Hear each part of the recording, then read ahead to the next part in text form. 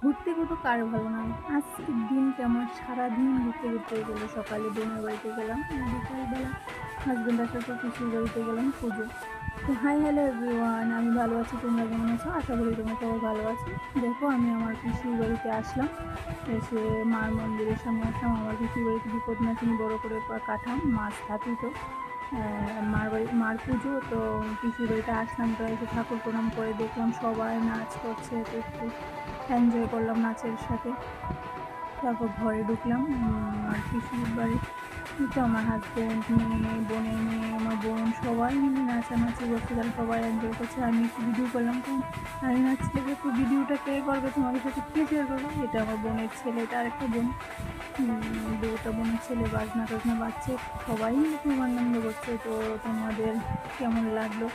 এটা আমার আরেকটা দাদাভাই, দেখবে তোমরা, তোমাদের কেমন লাগলো আমার এনজয়। আর আমার ভিডিও যদি তোমাদের ভালো লাগে, লাইক কমেন্ট শেয়ার সাবস্ক্রাইব